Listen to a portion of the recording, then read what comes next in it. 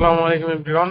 আজকে হচ্ছে আমরা যাচ্ছি আমাদের টিআরসি কার্ড রিসিভ করতে। তো যাওয়ার পথে আমাদের এই যে কাবির সিং আর এই আমাদের জিনিয়াস বয় যে গতকাল ইন্টারভিউ এক্সপিরিয়েন্স শেয়ার করছিল। তো আজকে আমরা কাবির সিং এর এক্সপিরিয়েন্স শুনবো, ইন্টারভিউ এক্সপিরিয়েন্স। যিনি দুবাই দুবাই থেকে ভিসা নিয়ে আসছে, দুবাইয়ের শেখদের কাছ থেকে থাইকা। তো আজকে ওর নাম হচ্ছে সিফাত।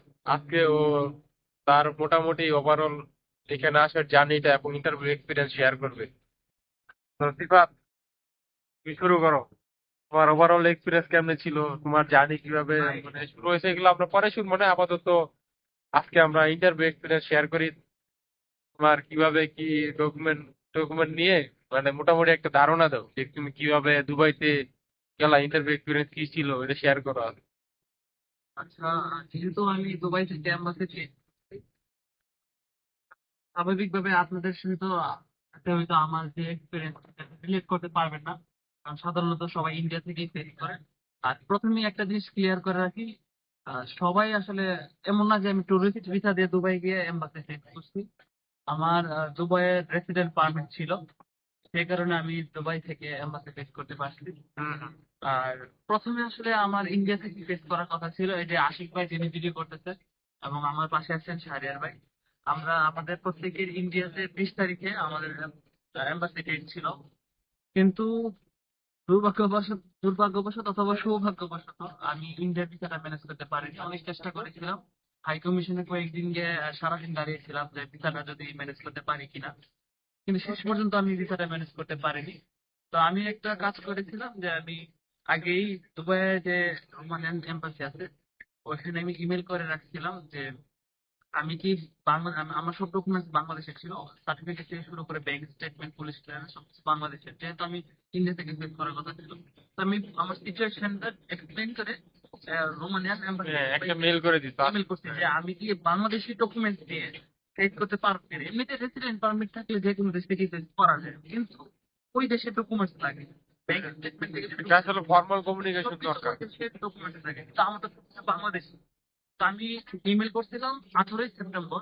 আমার ইমেলে রিপ্লাই আসে যে তুমি you are expected on 25 September for visa interview. তো তখন আমি ঢাকায় ছিলাম, ওই হাই কমিশন থেকে মাত্র আসি ইন্ডিয়ার ভিসার জন্য ব্যর্থ হয়ে।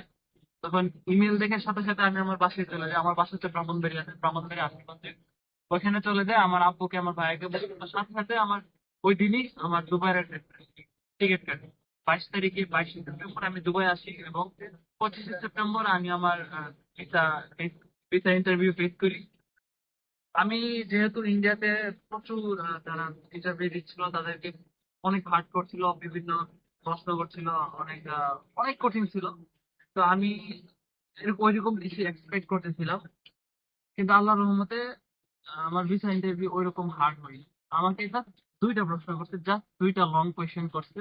প্রথমে জিজ্ঞেস করছে why did you choose Romania as your higher study destination. তো ওইটা উত্তর বললাম। তারপর জিজ্ঞেস করছে how did you choose this university. এটার উত্তর দিলাম, জাস্ট এতটুকুই। তারপর বলছে তোমার সাবজেক্ট কি, তোমার কোন কোন ভাষায় পড়বা। আরেকটা প্রশ্ন হচ্ছে, তুমি কি কোনো এজেন্টের মাধ্যমে অ্যাপ্লাই করতে গেছো। আমি বলছি যে না, আমি এজেন্টে সবকিছু করছি। তবে ইন্টারভিউতে আবার একটা জিনিস নিয়ে আমি খুবই টেনশনে ছিলাম, সেটা হচ্ছে ইন্টারভিউ অফিসার আমাকে জিজ্ঞেস করতেছিল তোমার ব্যাংক স্টেটমেন্ট তো বাংলাদেশি, কিন্তু আমার তো দুবাইয়ের ব্যাংক স্টেটমেন্ট লাগে।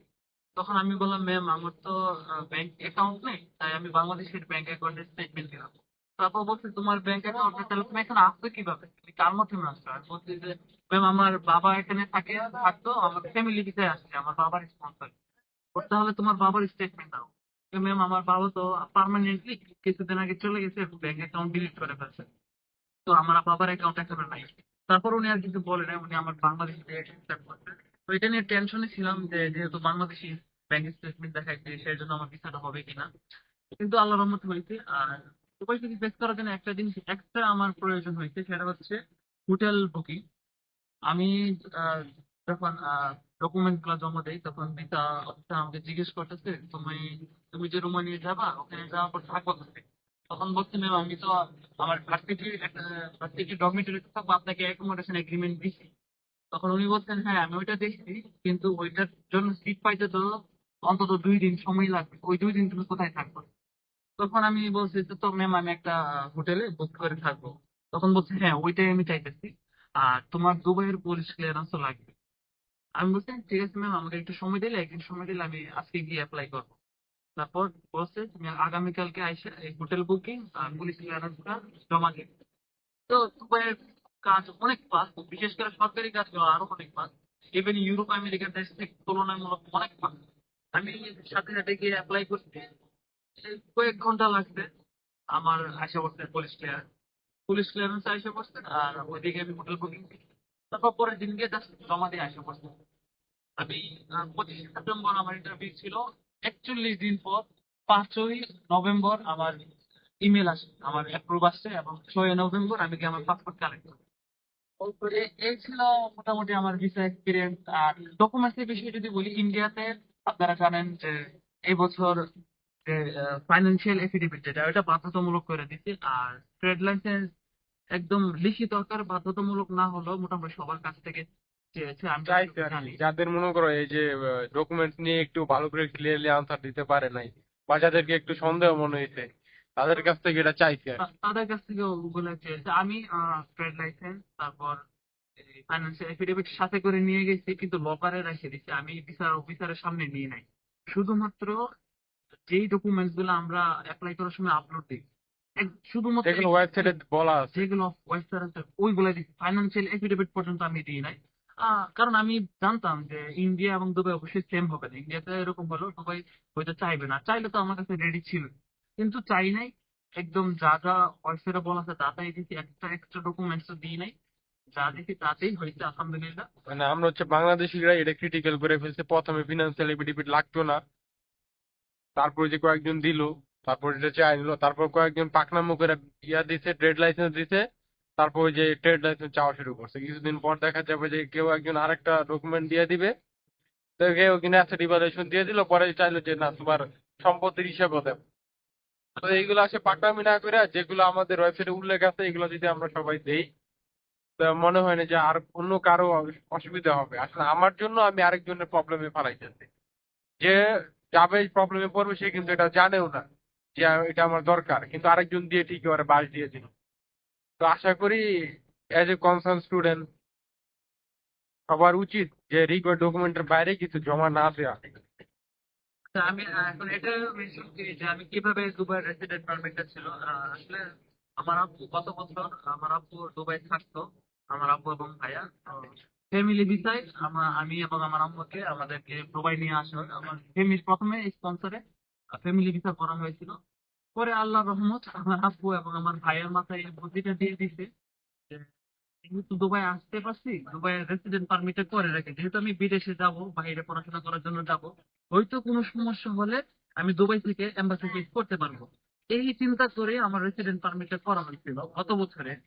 তো আল্লাহর রহমত, ওই চিন্তাটা, ওই স্ট্র্যাটেজিটা শেষ পর্যন্ত কাজে লাগছে। এটা আসলে আমি মনে করি আল্লাহর রহমত, আল্লাহ আমার রিজিকে রাখছিল এটা।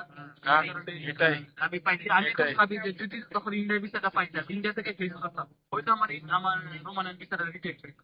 আলহামদুলিল্লাহ, সমস্ত প্রশংসা আল্লাহর। শেষ আসলে পর্যন্ত এটাই, কার ভিসাটা রিজিক পাইছি। কোন জায়গায় আছে বলা যায় না, চেষ্টা করতে থাকেন। আমরাও চিন্তা করি না যে আমরা ভিসা পাবো, আমরা আমাদের বেস্ট ভোটটা দিচ্ছি, বাকিরা হচ্ছে লাখ। আর আপনার রিজিক জ্ঞানে আছে, আপনি উনি যাইবেন, উনি যে আরেক শেখ, দুবাইয়ের শেখ একজন বসে আছে। আচ্ছা, আমি আরেকটা জিনিস মেনশন করি, সেটা হচ্ছে একটা মজার জিনিস। আমি তো টেনশন ছিলাম যে আমি বাংলাদেশের ব্যাংক স্টেটমেন্ট দিলাম, ওইটা তো দিবে কিনা। তারপর আমি কিন্তু বাংলাদেশ থেকে, আপনারা যারা ইন্ডিয়া থেকে ফেস করছেন, বাংলাদেশের যে ব্যাংক থেকে অফিসিয়াল ইমেল দিয়ে ব্যাংক রোমানিয়ার এম্বাসিতে কিন্তু ইমেল করা লাগে। আমার ব্যাংক স্টেটমেন্ট, আপনাদের ব্যাংক স্টেটমেন্টে ইমেল করা লাগে। আমি এটা ইমেল করি নাই, কারণ ইন্ডিয়া এবং দুবাইয়ের সিস্টেম সেম না। ইন্ডিয়ার ওয়েবসাইটে লেখা আছে, কিন্তু দুবাইয়ের ওয়েবসাইটে এরকম কোনো কিছু লেখা নাই। রোমানিয়ান যে এম্বাসি, তার ওয়েবসাইটে এরকম কিছু লেখা নাই যে ব্যাংক থেকে পাঠানো লাগে। এই কারণে আমি পাঠাই নাই। আমি ভাবছি যে যা ওরা চাইছে তাই নেক্সটটা কিছু করবো না। তো আমি পাঠাই নাই। তো যখন আমার ভিসা আসে, আমার ভাইয়াকে আমি ব্যাংকে পাঠাইছি, ভাই একটু চেক করে ব্যাংকে জিজ্ঞেস করে আসে যে ওরা ভেরিফাই করতে গেছে। তো ব্যাংকে গেছে, পরে ওরা বলছে যে না, রোমানিয়ান এম্বাসি থেকে আমার স্টেটমেন্ট ভেরিফাই করার জন্য কোনো ইমেলই আসে না। অর্থাৎ ওরা আমার স্টেটমেন্ট ভেরিফাই পর্যন্ত করে নাই। যাই হোক, এটা আরেকদিন বলবো না, ভিডিও অনেক লং হয়ে যেতেছে। আচ্ছা আচ্ছা। তো এই ছিল ওভারঅল এক্সপিরিয়েন্স। আশা করি আজকের ভিডিওটা অনেক হেল্প করবে যারা পরবর্তীতে ইন্টারভিউ দিবেন। মানে অল দা বেস্ট সবাইকে। আজকে হচ্ছে এই যে আমরা একটু ভিউ দেখায় ভিডিওটা শেষ করে দিব। আমরা আজকে যাচ্ছি হচ্ছে টিআরসি কার্ড রিসিভ করার জন্য। আসলে ব্যস্ত থাকার কারণে ভিডিও দেওয়া হয় না, আর ওইভাবে মানে ভিডিও করার মতো ওইরকম সিচুয়েশনও থাকে না। আজকে যেহেতু একটু ফ্রি, এই জন্য আসলে ভাবলাম যে একটা ভিডিও শেয়ার দিই। এই হলো অ্যাব্রোড লাইফ, সবাই আসলে এখানে আসার পরে অনেক ব্যস্ত হয়ে যায়।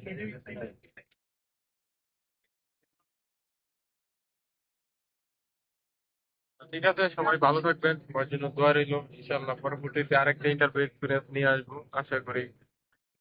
সবার জন্য অনেক হেল্প হবে। সে পর্যন্ত সবাই ভালো থাকবেন। আল্লাহ হাফেজ।